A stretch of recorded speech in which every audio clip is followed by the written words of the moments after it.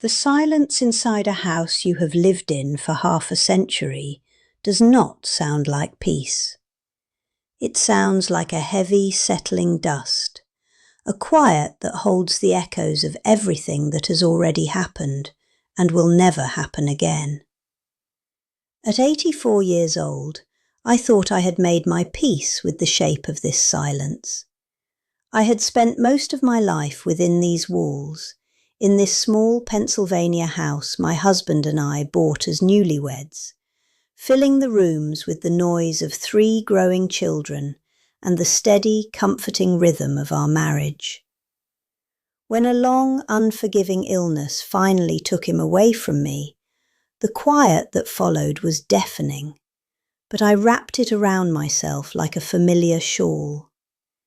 I insisted to everyone who asked that I was managing just fine on my own, stubbornly gripping the edges of my independence, because it was the only thing I had left that truly belonged to me. If you have ever felt your own life slowly slipping out of your hands, if you have ever sat quietly while the people you love made decisions about your future without asking what you want, please subscribe to this channel and tell me in the comments where you are watching from today, because I know there is someone else out there right now carrying this exact same invisible weight. And it is vital to know we are not walking this road entirely alone. For decades, my entire identity was built around the act of caring for other people. I had raised my children with an exhausting, all-consuming devotion, worked part-time at the local library for nearly 20 years, organising worn spines and helping neighbours find stories. And finally, I became my husband's sole nurse through the darkest years of his life.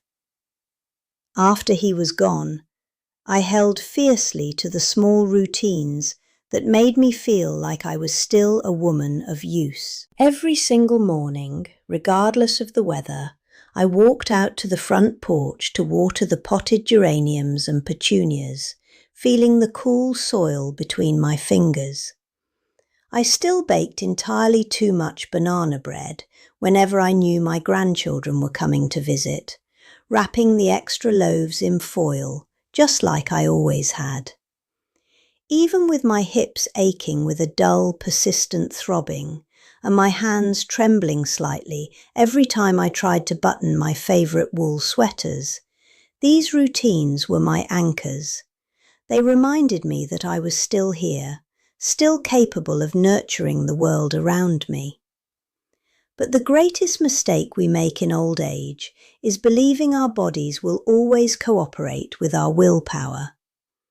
One bitter winter evening, what I stubbornly dismissed as a simple chest cold settled deep into my lungs and rapidly blossomed into pneumonia. The air suddenly became thin and scarce, and before I could brush it off as nothing, I found myself spending several terrifying days in the sterile, glaring light of a hospital room. It was during that frightening brush with my own mortality that my children suddenly mobilized in a way I had not seen in years. When I was finally discharged and sent back to my quiet house, they filled the rooms with a frantic, overwhelming energy. My daughter Karen began stopping by every single evening after her job, hauling heavy canvas grocery bags into my kitchen and stocking my pantry with foods she had decided were best for my recovery. My son Michael took it upon himself to gather all my unopened mail, sitting at my dining table and handling my bills with a tight-lipped efficiency, insisting that he did not want me to stress myself over a single piece of paperwork.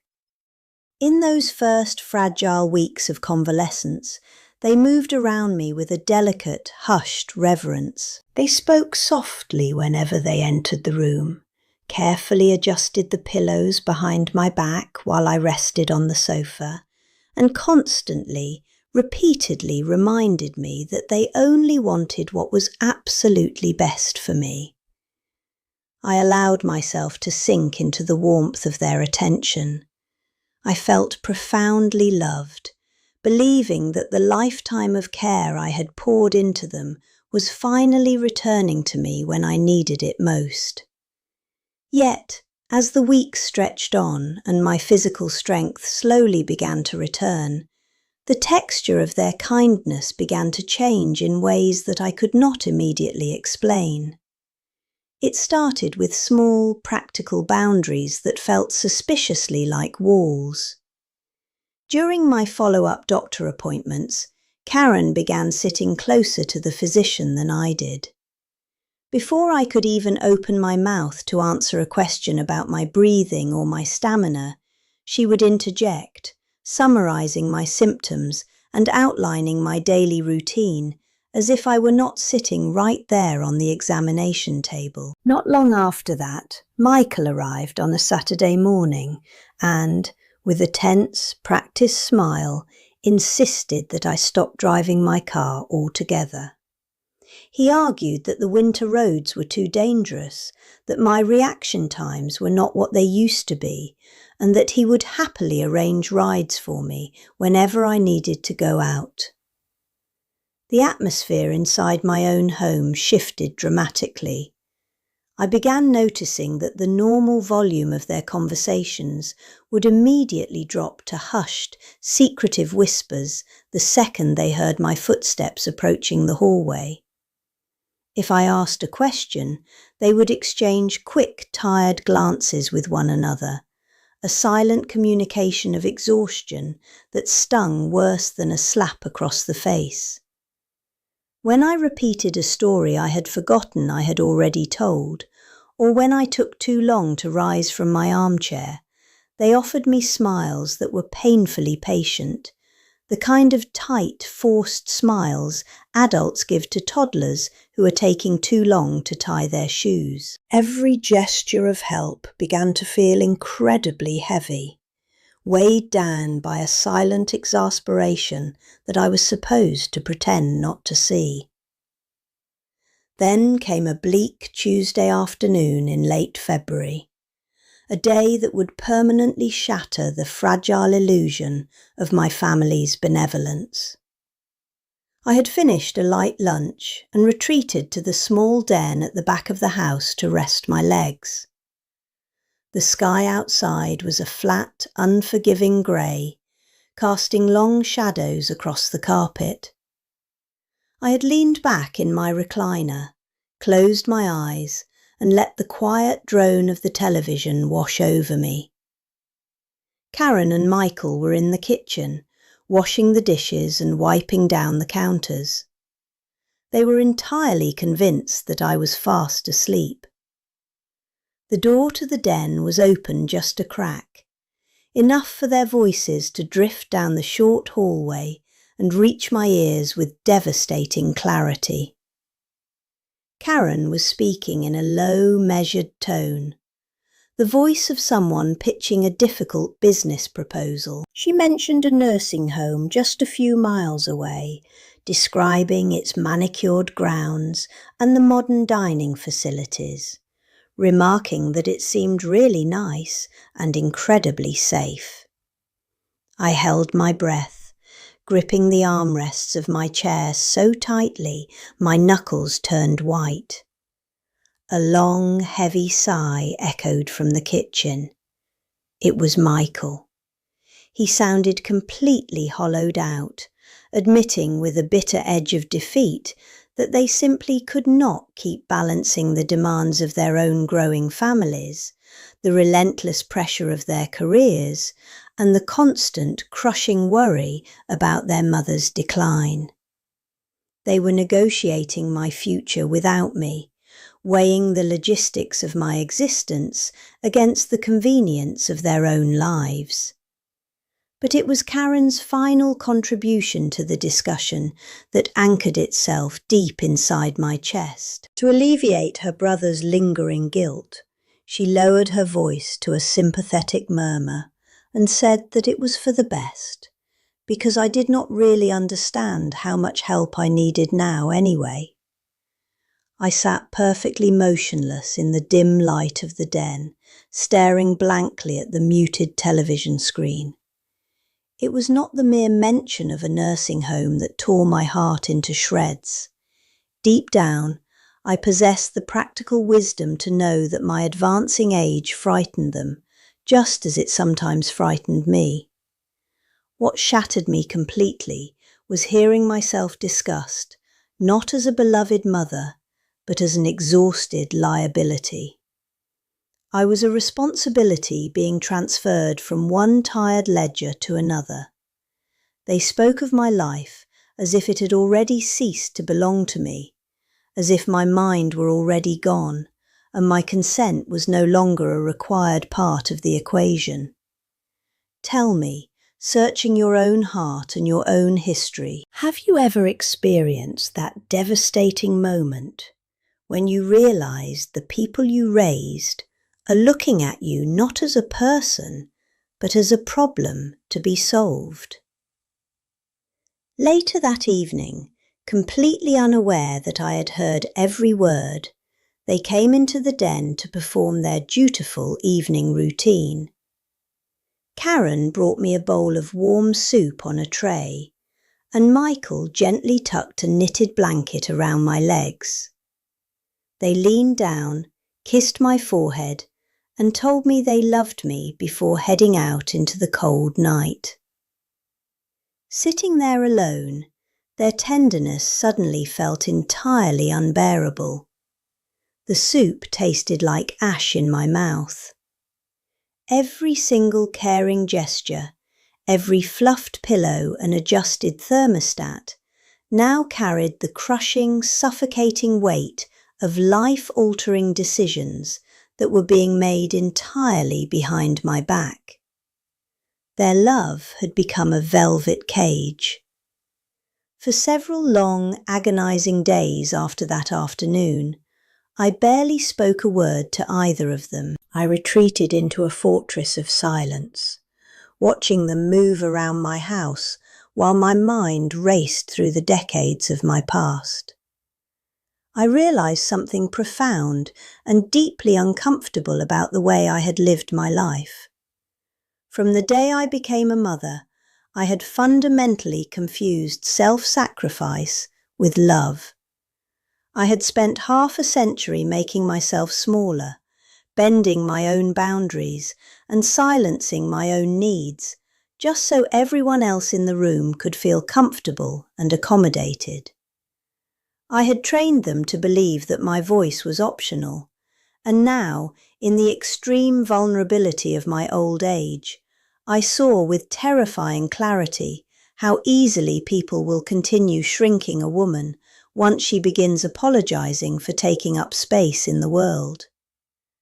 They were only finishing the erasure that I had started myself.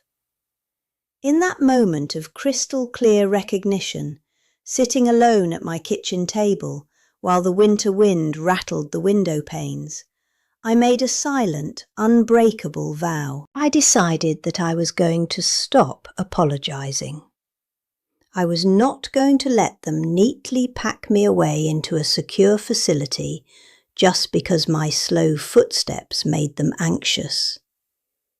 If they wanted to take control of my life, they were going to have to look me in the eye and fight me for it. The reclamation of my dignity began with deliberate, unannounced actions.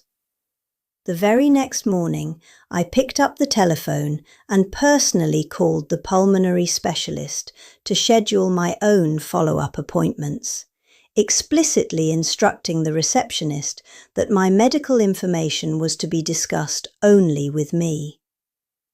That afternoon, I called the attorney who had handled my husband's estate, arranging a private meeting to review my finances, my property deeds, and my advance directives to ensure my legal autonomy was airtight.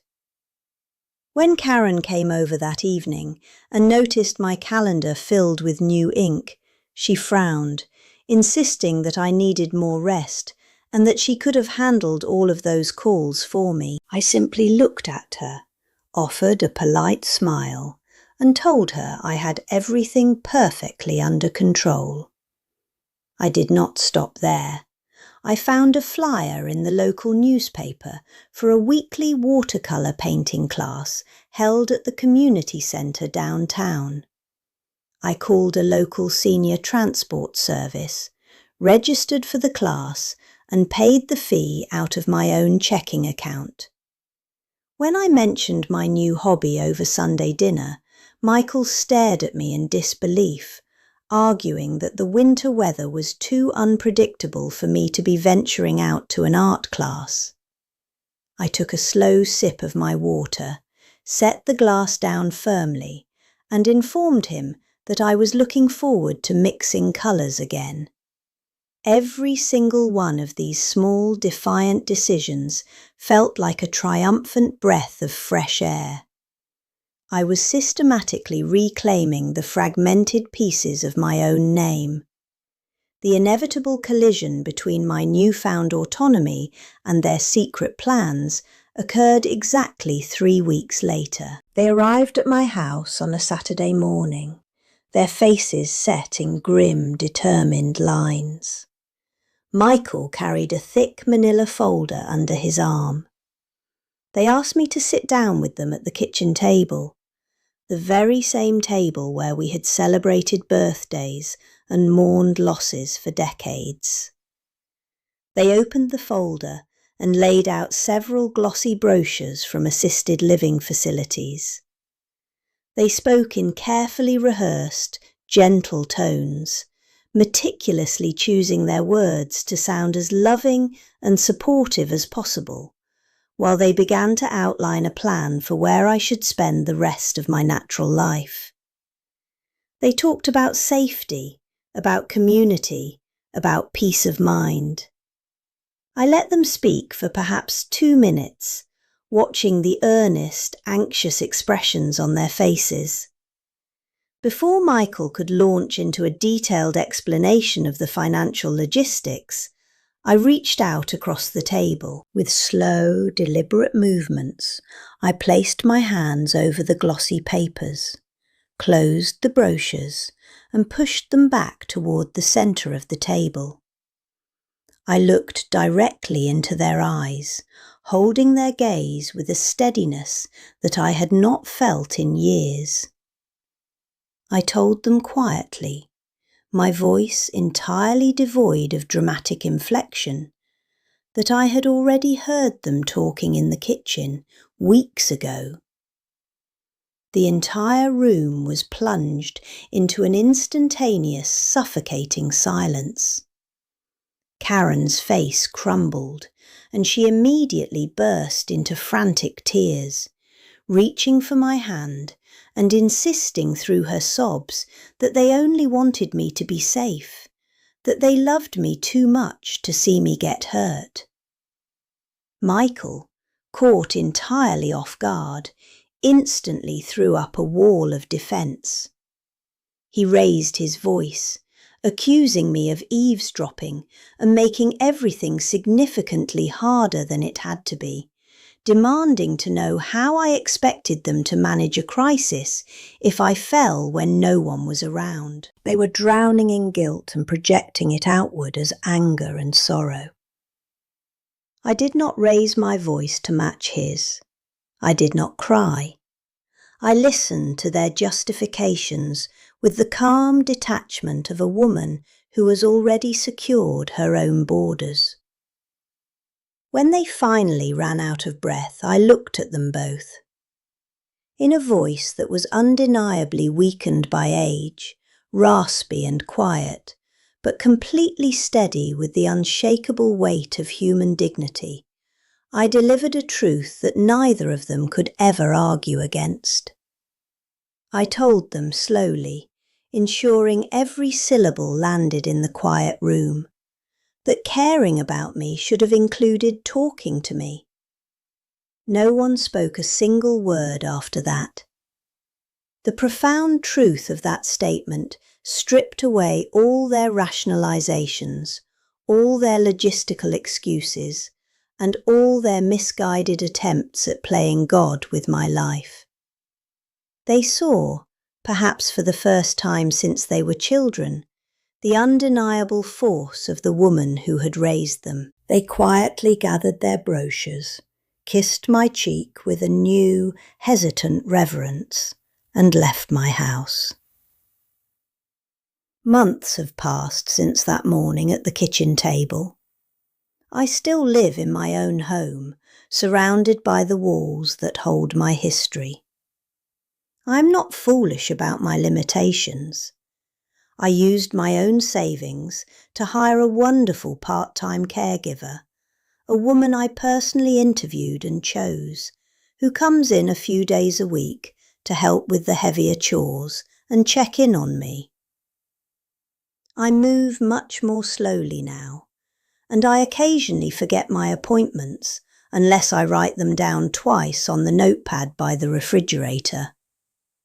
But the vital, beautiful difference is that I am the one making the choices. I decide who enters my house. I dictate the terms of my future. And I choose exactly how I want to live the precious years I still have left on this earth. Just last Sunday afternoon, the weather was exceptionally mild. I was standing on the front porch, carefully watering the blooming petunias with my green plastic pitcher.